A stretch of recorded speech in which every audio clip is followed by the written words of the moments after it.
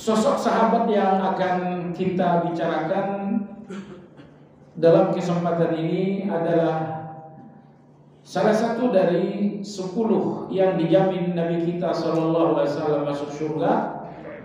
Beliau adalah Az-Zubair ibn al-Awwam. Beliau adalah Zubair bin Awwam. Ayahnya adalah Awwam. Awwam ini anak dari Khuwailid.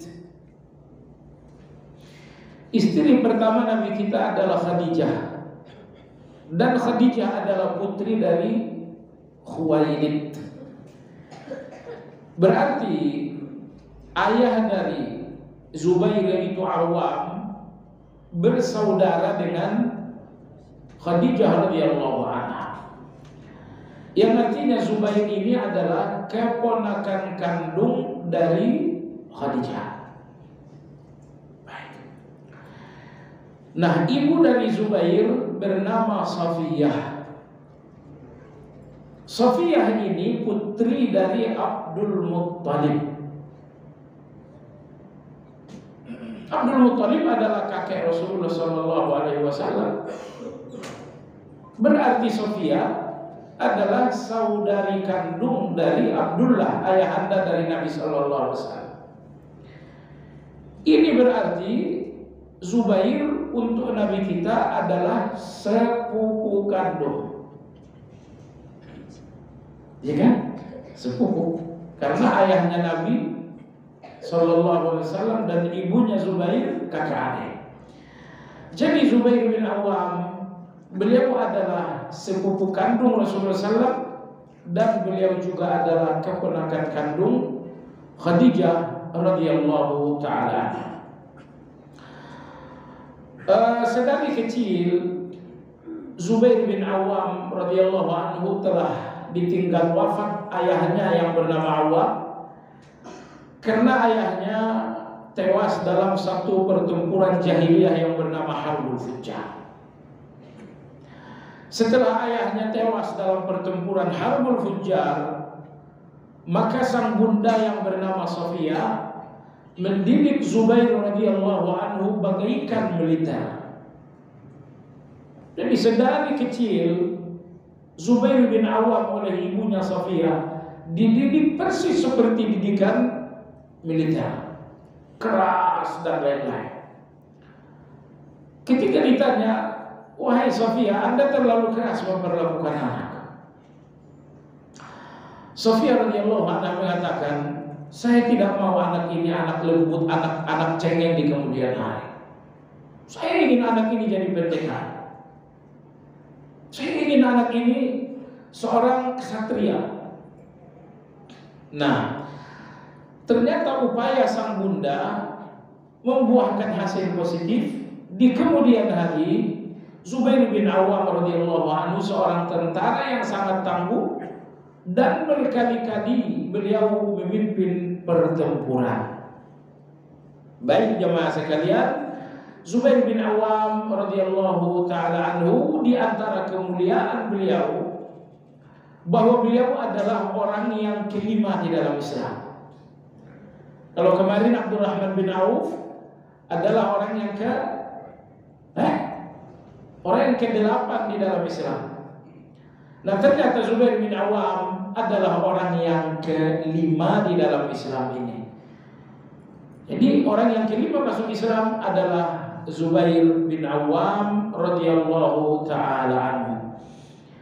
Nah, hal ini menunjukkan bahwa beliau termasuk sahabat as-sabiqunal awwalun. Berapa usia beliau saat masuk Islam? Tidak ada kesepakatan kata di kalangan ahli sejarah berapa usia beliau saat masuk Islam. Ada yang mengatakan beliau masuk Islam di usia 12 tahun. Dan ada yang mengatakan beliau masuk Islam di usia 16 tahun. Tapi ada satu pendapat yang lemah bahwa beliau masuk Islam di usia 8 tahun. Saya lihat komentar-komentar di kalangan ahli sejarah lebih menguatkan bahwa beliau masuk Islam dalam usia 16 tahun alias kelas 1 SMA beliau masuk Islam. Siapa yang menjadi pintu beliau masuk Islam?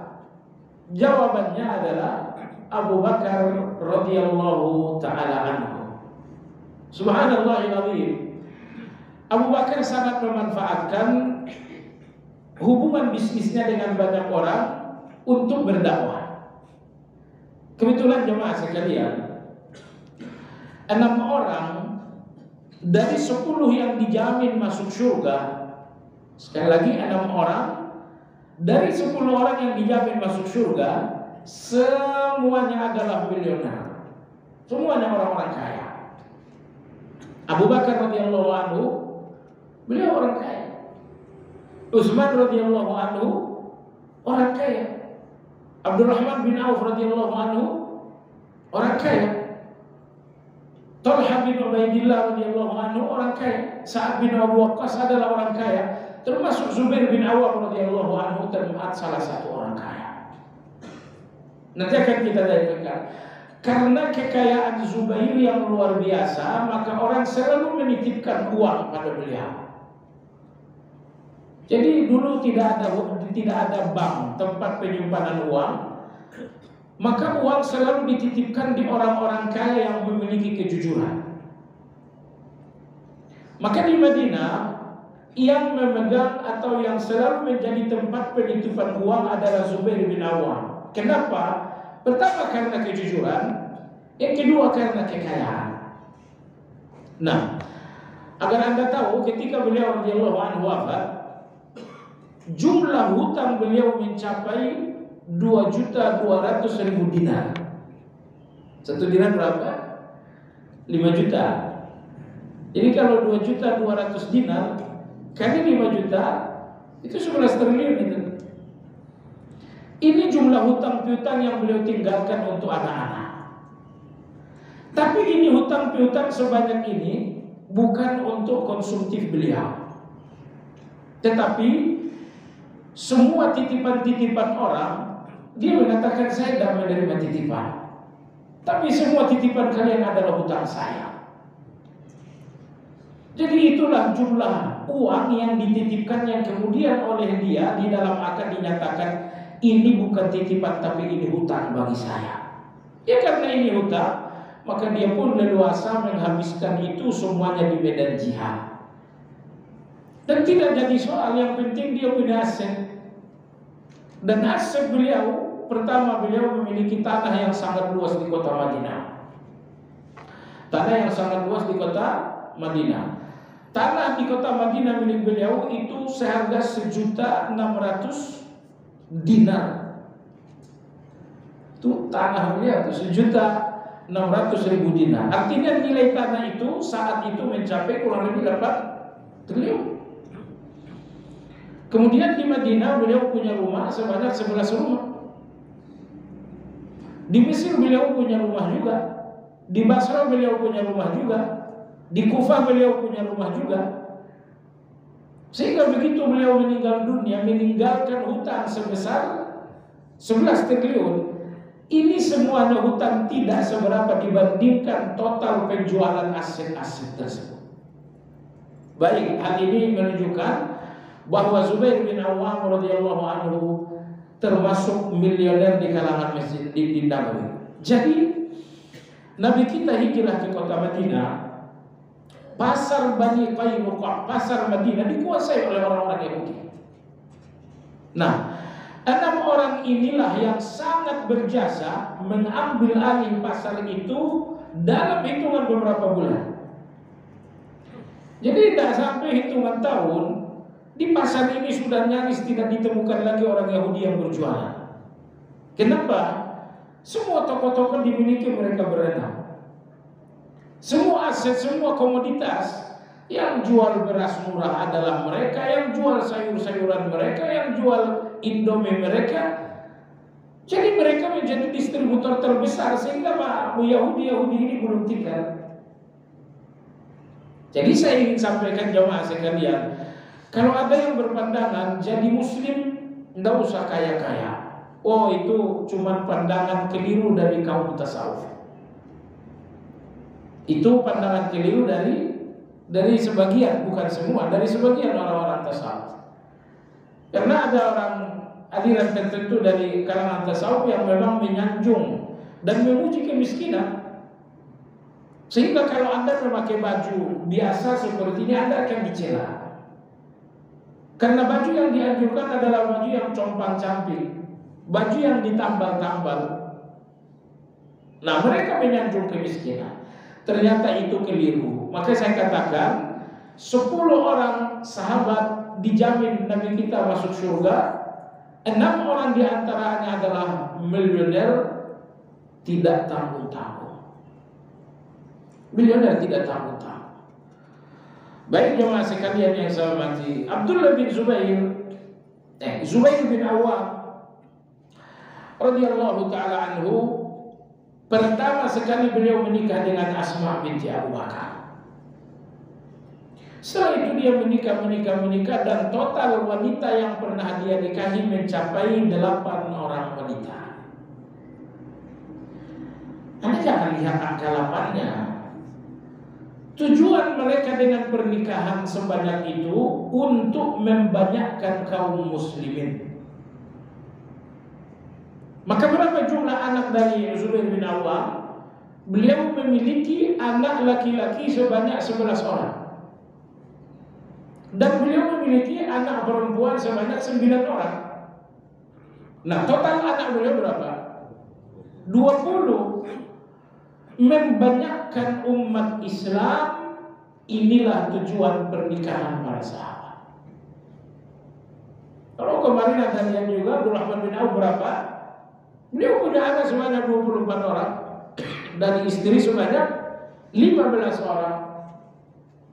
Tentu Abdurrahman memiliki istri 15 orang, kemudian Zubair bin Awwam memiliki istri 8 orang. Itu semuanya tidak dipakai. Tetapi wafat dan total wanita yang pernah akad nikah dengan beliau adalah sebanyak 8 orang. Dalam agama kita mana boleh ada orang beristri lebih dari 4. Kecuali di Jawa Timur ada juga yang beristri sebanyak 10 orang. Itu menyimpang. Itu salah atau itu sesat. Dalam agama kita hanya 4 orang. Itu pun kalau Anda tahu akan sakinah. Kalau tidak sakinah, satu saja. Sakinah tak kalau lebih dari 1. Karena tujuan pernikahan kita adalah sakinah. Kalau 4 orang sakinah silakan. Tapi kalau sakinahnya cuma 1, ya segitu aja. Mau ngambil 2, mau ngambil 3, kalau lebih banyak penyakit asam lambung kambuh buat apa?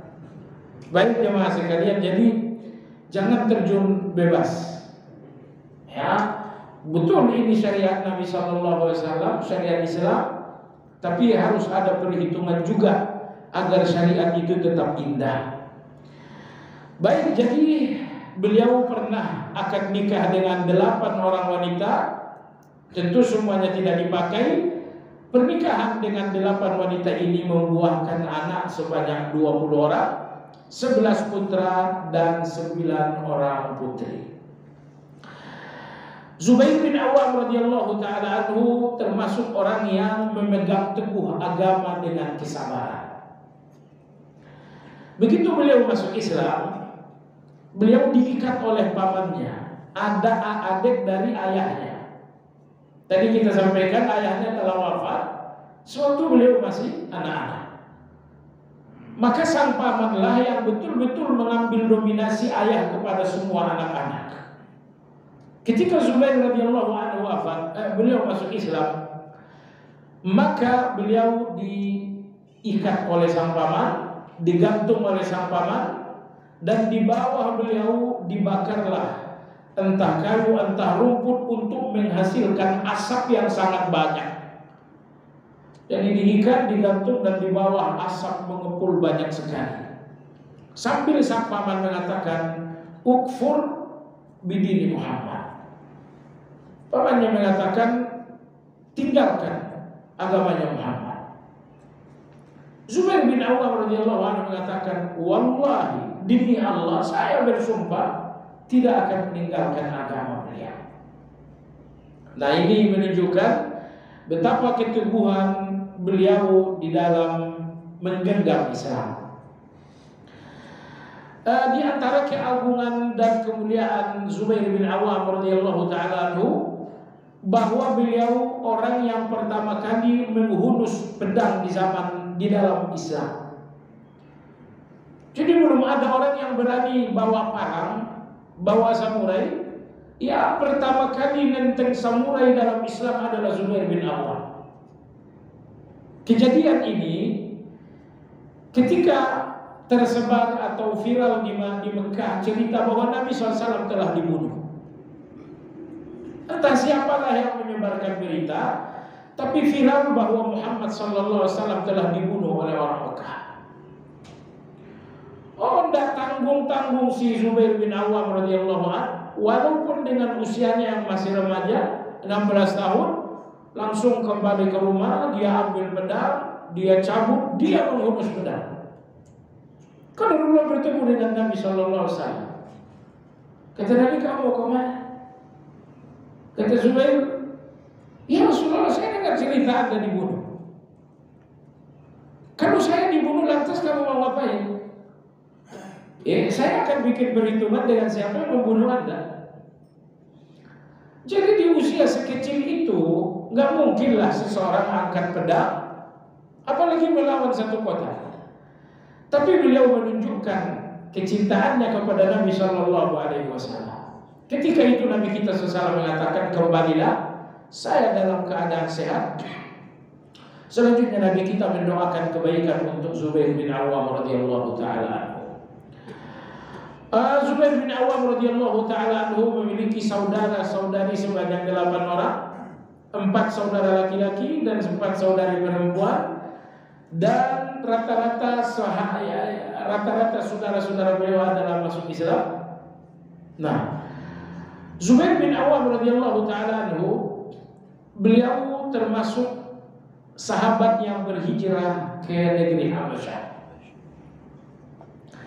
ke negeri Ethiopia. Dari Mekah ke Ethiopia mereka naik perahu laut. Masing-masing orang mengeluarkan ongkos sebesar setengah dinar. Setengah dinar 2,5 juta. Itulah ongkos masing-masing kaum muhajirin dalam perjalanan hijrah mereka ke Ethiopia. Salah satu ulama terkenal tingkat dunia dan baru meninggal dari Ethiopia, seorang syekh tinggal di Mekah bernama Muhammad Ali Adam.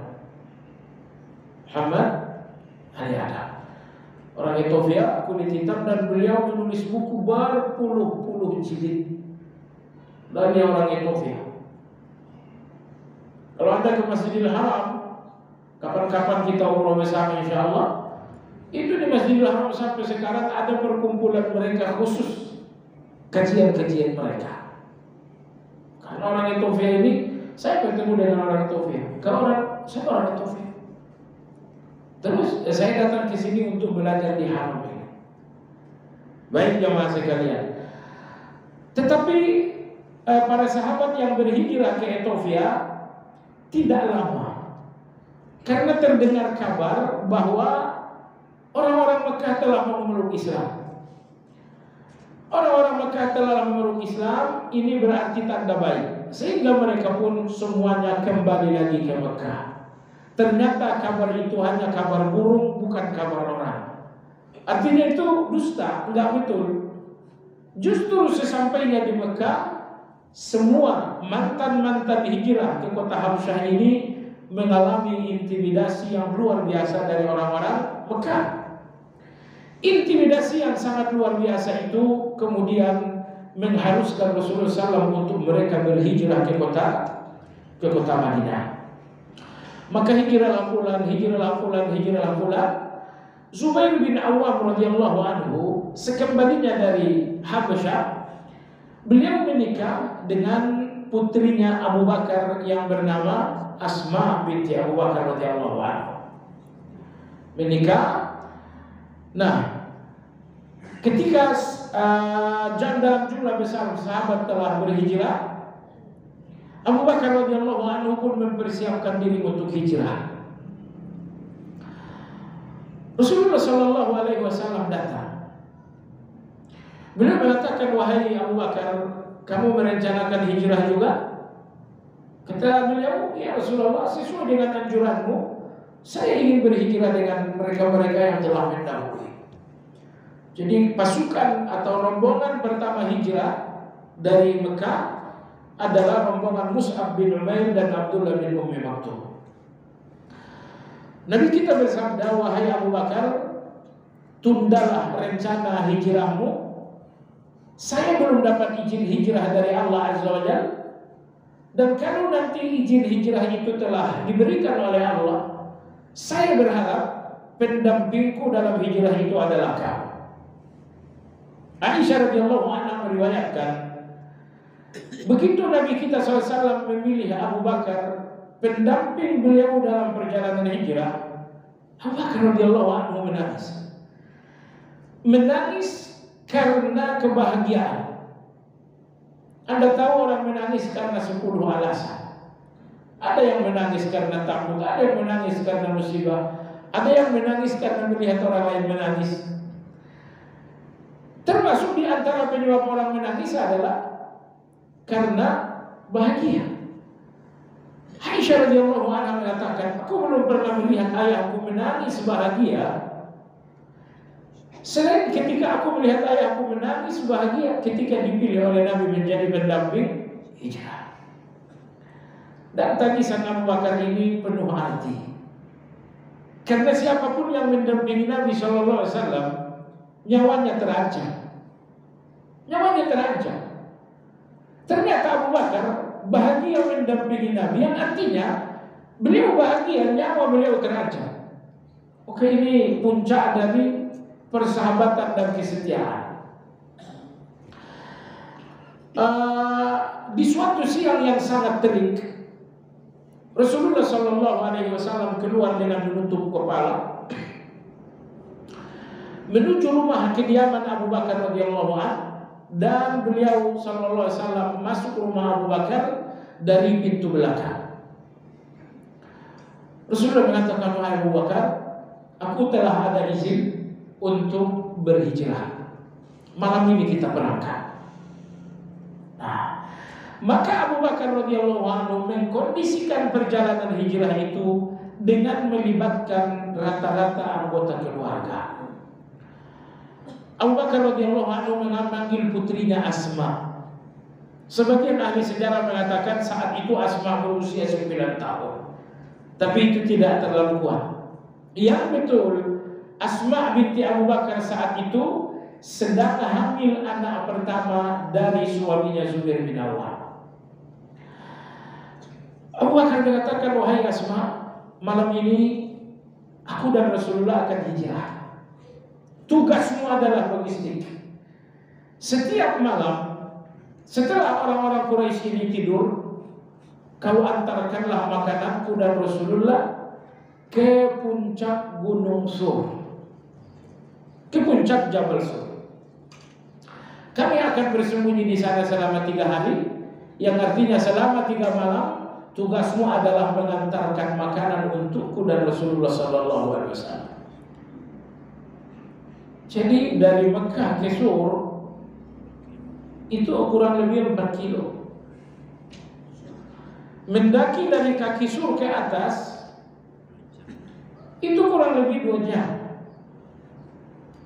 Untuk turunnya mungkin sekitar 3 jam. Itulah tiap malam selama 3 malam yang ditempuh oleh seorang wanita hamil bernama Asma binti Abu Bakar. Memangnya di mana suaminya Zubair bin Awwam? Zubair bin Awwam radhiyallahu anhu ketika Nabi hijrah, beliau sedang berdagang antar negara. Beliau sedang berada di Syria berdagang dalam perjalanan bisnis ke Syria. Baik. Ini keterlibatan putri Abu Bakar yang bernama Zubair, yang bernama Asma. Kemudian Abu Bakar memanggil pembantu rumah tangga yang bernama Amir bin Fahirah. Abu Bakar mengatakan, wahai Amir, tugasmu di setiap pagi hari menggembalakan kambing-kambing dan harus melewati jalur Asma mengantarkan makanan, supaya jejak kaki Asma tidak diketahui oleh orang kafir Quraisy. Karena jemaah sekalian, di tengah Arab kuno ada satu ilmu yang bernama ilmu Qiyafah. Qiyafah ini ilmu untuk mengetahui kepribadian seseorang melalui jejak kaki.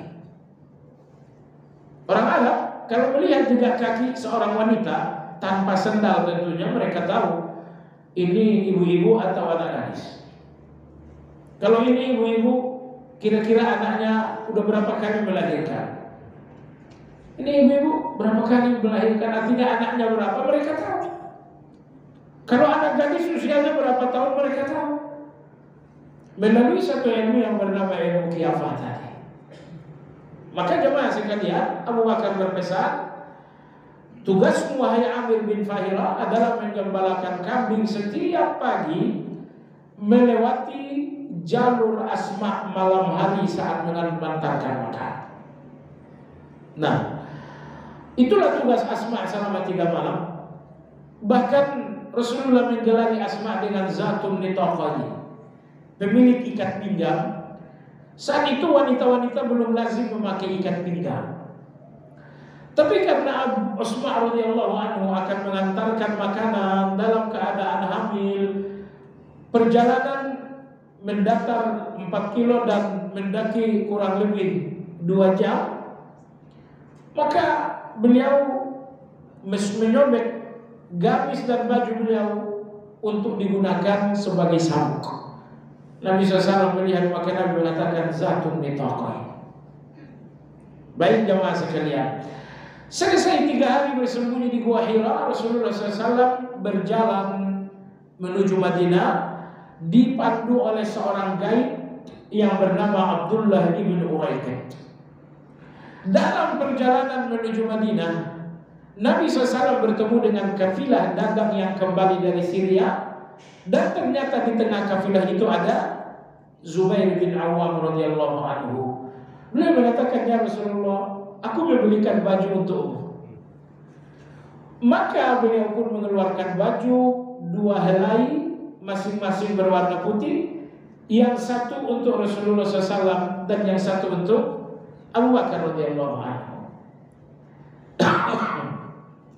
Setelah beliau menyerahkan 2 baju itu kepada Abu Bakar dan kepada Rasulullah SAW, maka Rasulullah dan Abu Bakar pun melanjutkan perjalanan hijrah, sementara kafilah dagang bersama Zubair bin Awam kembali ke kota Makkah. Sesampainya di kota Makkah, Zubair radhiyallahu anhu menyusun rencana perjalanan ke kota Madinah. Maka setelah Nabi berhijrah, rombongan pertama menyusul keberangkatan Rasulullah adalah rombongan Zubair bin Awam radhiyallahu anhu. Maka beliau berhijrah bersama istrinya yang sedang hamil, yaitu Asma radhiyallahu anha. Mereka berhijrah ke kota Madinah. Sampai di kota Madinah, Zubair bin Awam tidak punya tempat tinggal. Beliau numpang bersama istrinya yang sedang hamil di rumah seorang yang bernama Munzir bin Amr radhiyallahu anhu. Kalau Rasulullah sallallahu alaihi wasallam, beliau numpang di rumah ada yang tahu? Nabi kita menumpang di rumah sahabat bernama Abu Ayyub Al-Ansari. Jadi kalau Anda ke Madinah, pagar nomor 360 ini persis di mulut atau di gerbang pemakaman Baqi. Pagar 360 ini di zaman Rasulullah adalah lokasi rumahnya Abu Ayyub radhiyallahu anhu, di mana Rasulullah menumpang selama beberapa hari. Jemaah sekalian yang saya hormati, bayi muhajirin yang pertama kali lahir di Madinah adalah bayi dari Zubair bin Awam, seorang anak yang kemudian beliau namanya dengan Abdullah. Subhanallahil azim. Hampir semua anak-anak dari Zubair bin Awam semuanya menggunakan nama sahabat-sahabat yang telah mati syahid. Semuanya menggunakan nama-nama sahabat yang telah mati syahid. Misalnya anak tertua Zubair bin Awam, beliau namai dengan Abdullah. Kenapa dinamai dengan Abdullah? Beliau ingin menempelkan jati diri seorang syahid yang bernama Abdullah bin Jahsh. Anak kedua beliau dinamai dengan Munzir. Ini pun nama seorang sahabat yang mati syahid bernama Munzir bin Amr. Jadi hampir semua anak beliau, punya anak tadi 11 orang, semua anak-anak beliau dinamai dengan nama para sahabat yang telah mati syahid. Dan ini menunjukkan betapa beliau cinta dengan mati syahid. Coba sekalian yang saya hormati, bagaimana dengan perjuangan Zubair? Zubair bin Awam sedari kecil telah dilatih oleh ibunya untuk menjadi militer. Maka begitu di dalam Islam terbuka pintu-pintu jihad, tidak satu pun pintu jihad yang tidak dimasuki oleh Zubair bin Awam. Berapa kali jihad di zaman Nabi? Semuanya beliau ikut. Jihad di zaman Abu Bakar beliau ikut. Jihad di zaman Umar beliau ikut. Di zaman Utsman beliau ikut. Nyaris tidak pernah terbuka pintu jihad melainkan Zubair bin Awam memasuki pintu tersebut. Terjadi perang Badar tanggal 19 Ramadan tahun kedua Hijriah. Rasulullah SAW menyiapkan pasukan sebanyak 300 belasan. Dan pasukan orang kafir berjumlah 1.300-an. Berimbang itu. Orang kafir 1.300-an, kaum muslimin 300 belasan. Rasulullah SAW membangun satu formasi yang sangat bagus. Komandan utama adalah Rasulullah SAW yang bertanggung jawab memegang panji dan bendera adalah Mus'ab bin Umair. Siapa yang menjadi pemimpin kaum muhajirin? Beliau adalah Ali bin Abi Thalib. Siapa yang menjadi pemimpin orang-orang Ansar? Beliau adalah Sa'ad bin Mu'adz. Siapa yang menjadi komandan sayap kanan? Jawabannya Zubair bin Awam. Siapa yang menjadi pimpinan sayap kiri? Jawabannya adalah Miqdad bin Amr. Siapa yang menjadi pemimpin bagian belakang, pasukan belakang? Jawabannya adalah Qais ibnu Sa'sa'ah. Jadi perang Badar ini melibatkan 6 orang komandan. Sayap kanan adalah Zubair bin Awam, sayap kiri adalah Miqdad. Kenapa mereka berdua? Karena di perang Badar tidak ada pasukan Islam, tentara yang menggunakan kuda kecuali Zubair bin Awam dan Miqdad. Selebihnya semua tentara berjalan kaki, tidak ada yang pakai kuda. Jadi yang pakai kuda dalam perang Badar cuma Zubair bin Awam dan Miqdad bin Amr. Maka Nabi SAW mengangkat keduanya. Komandan sayap kanan adalah Zubair dan komandan sayap kiri adalah Miqdad bin Amr radhiyallahu taala anhu jami'an. Dan seperti Anda tahu, terjadilah perang Badar tersebut. Rasulullah SAW bertanya, siapa tokoh-tokoh Mekah yang keluar? Dikatakanlah yang keluar adalah Abu Jahal bin Hisham, yang keluar adalah Umayyah bin Khalaf, yang keluar adalah Syaibah bin Rabi'ah. Intinya hampir semua tokoh-tokoh Mekah ada dalam perang Badar. Rasulullah SAW berpesan kepada pasukan, wahai kalian semua, tokoh-tokoh Mekah telah datang ke tengah kalian. Artinya Rasulullah ingin menyemangati para sahabat agar semua tokoh-tokoh ini habis. Dan ternyata apa yang beliau inginkan berhasil. Tidak satu pun tokoh itu yang selamat. Semuanya tewas. Dan salah satu tokoh bernama Ubaidah, beliau berperang dengan dengan baju besi. Karena pasukan kafir berjumlah 1.300 sekian orang, 600 orang diantaranya memakai baju besi. Di kalangan kaum muslimin ada nggak yang pakai baju besi? Nggak ada. Nah, di antara yang pakai baju besi adalah Ubaidah ini. Baju besi, helmnya sangat rapat, dan dia adalah seorang tokoh. Ternyata beliau tokoh, bukan cuma tokoh. Beliau bahkan salah seorang pendekar Mekah.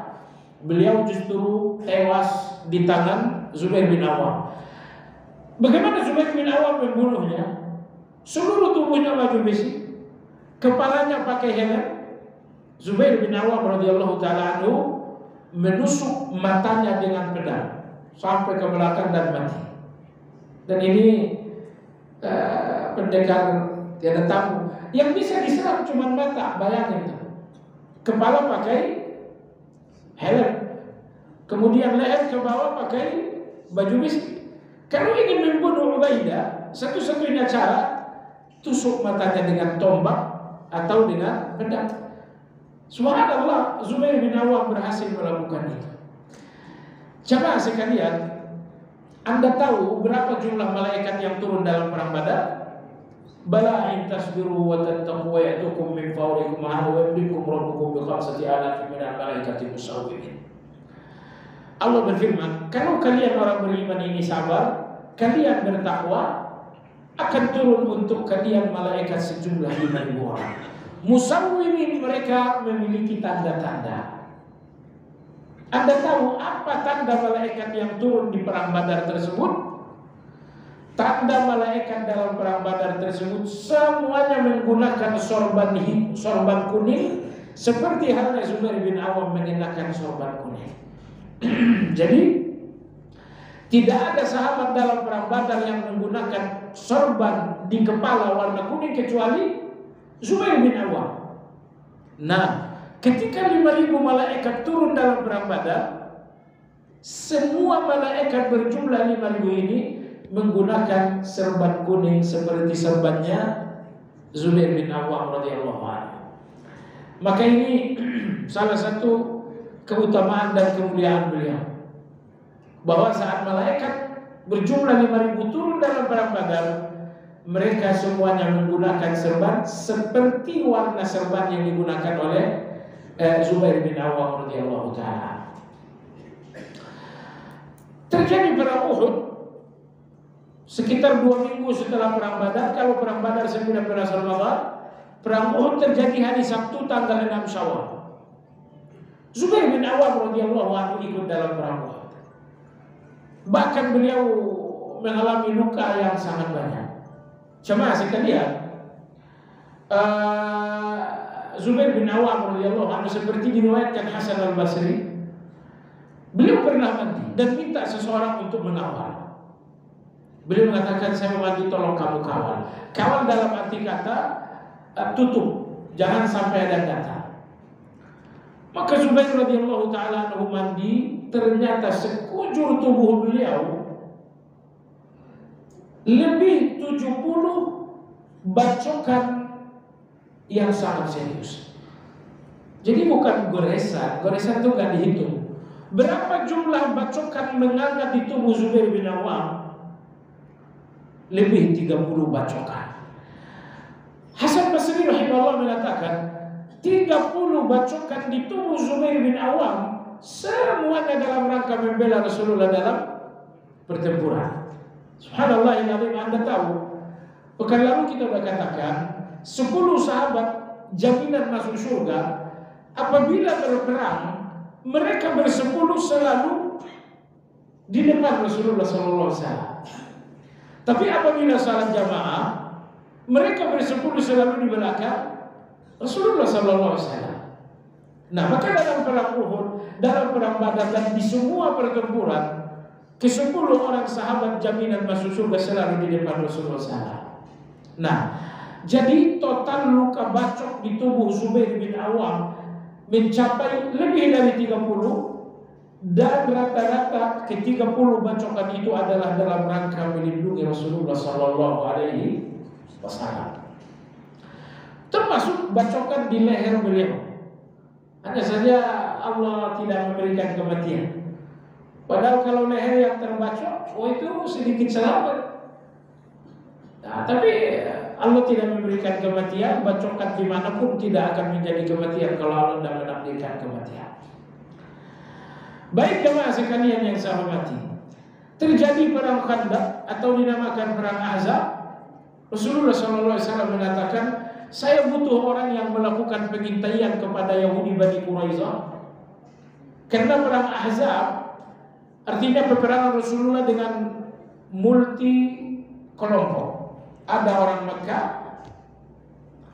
ada orang munafik, nomor 3 ada orang Yahudi. Yahudinya Yahudi Bani Quraisyah. Rasulullah SAW mengatakan, aku ingin seseorang untuk mencari tahu keadaan Bani Quraisyah. Siapa yang berani? Zubair bin Awam, saya. Untuk kedua kalinya saya, untuk ketiga kalinya saya. Maka Rasulullah SAW mengatakan, inna likulli nabiyyin hawariyan wa hawari Zubair bin Awam. Kata Nabi SAW, setiap nabi pasti didampingi pengawal dan pembela yang luar biasa. Pengawal dan pembelaku yang luar biasa. Kalau di Indonesia kan pengawal itu mungkin baret biru, mungkin baret merah gitu kan.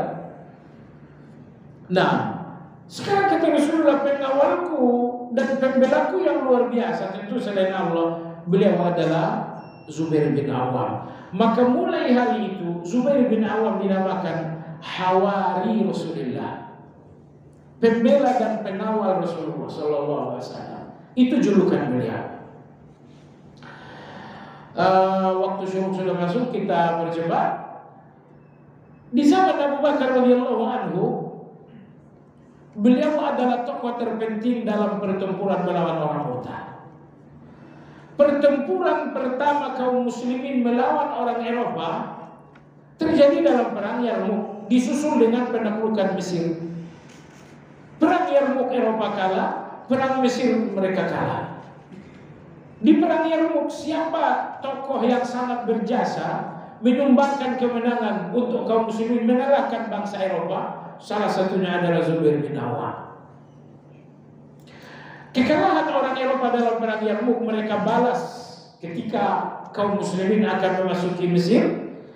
Umar radhiyallahu anhu mengirimkan pasukan di bawah pimpinan Amr bin As. Amr bin As mengatakan, wahai Amirul Mukminin, pasukan mereka ratusan ribu, jumlah kita kalah banyak. Saya minta bantuan. Maka Umar radhiyallahu anhu menyiapkan pasukan sebanyak 12.000 dan ini komandannya adalah Zubair bin Awam. Maka 12.000 pasukan bertolak menuju Mesir. Berkecamuklah perang kedua kalinya dengan bangsa Eropa, dan bangsa Eropa pun kemudian kalah telak. Nah, jemaah sekalian yang saya hormati, pertempuran terakhir diikuti oleh Zubair bin Awam adalah pertempuran fitnah yang dinamakan Mauqi'atul Jamal. Karena setelah Utsman radhiyallahu anhu dibantai orang Khawarij, 4 bulan setelah itu Zubair radhiyallahu anhu dan Talha sepakat untuk menuntut kisos terhadap orang yang membunuh Utsman.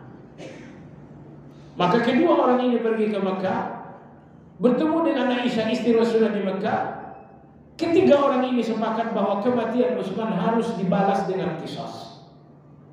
Maka bertolaklah mereka bertiga menuju Baghdad, menuju Basrah, di mana terdapat pusat kekuasaan yang dipimpin oleh Ali radhiyallahu anhu. Keberangkatan mereka bertiga tentu tidak bertiga saja. Mereka membawa pasukan. Maka sampai di Basrah, Ali bin Abi Thalib pun menyiapkan pasukan juga. Sesungguhnya pertempuran saat itu nyaris tidak terjadi. Karena Ali radhiyallahu anhu mendekati Zubair. Beliau mengatakan, wahai Zubair, masih ingat gak Rasulullah bertanya kepada kamu, wahai Zubair, apakah engkau cinta dengan Ali? Apa jawaban kamu saat itu? Zubair mengatakan, oh ya, saya lupa wahai Ali. Ketika itu saya menjawab, ya Rasulullah, aku cinta Ali. Aku cinta anak pamanmu. Aku cinta sepupumu. Sekarang setelah kamu tahu jawaban kamu di depan Rasulullah, apa sikap kamu? Zubair mengatakan saya pulang. Lalu Ali radhiyallahu anhu berkata kepada Talha, wahai Talha, orang yang datang bersamamu adalah pengantinnya Rasulullah, Aisyah radhiyallahu anha. Haruskah engkau berperang membawa pengantinnya Rasulullah? Talha radhiyallahu anhu, kalau begitu saya mundur. Tetapi subhanallahil azim, di tengah dua pasukan ini ada 2.500 orang pengacau, dan itu dipimpin seseorang yang bernama Ashtar. Mereka ada 5 orang provokator dan orang yang mereka siapkan untuk mengacaukan situasi sejumlah 2.500 orang. Pemimpinnya 5 orang dan tokoh dari 5 orang ini bernama Ashtar. Tidak perlu kan dengan nama cucu Ashtar ya. Oh ini pengacau nomor 1. Nah, peperangan hampir tidak jadi, tapi pengacau 2.500 dengan 5 komandan ini mengacau situasi. Zubair bin Awam tadi kembali. Beliau kembali dengan seorang pengawal, seorang pembantu. Tiba-tiba beliau disusul oleh seseorang yang bernama Amr bin Jarmus. Beliau mengatakan, Zubair, Anda mau kemana? Beliau mengatakan, saya pulang, supaya peperangan tidak terjadi. Maka pulanglah Zubair bin Awam. Dalam perjalanan sampailah di satu lembah yang bernama Lembah Siba. Beliau melakukan salat bersama sang pembantu. Tentu saja Amr bin Jarmus ikut berimam.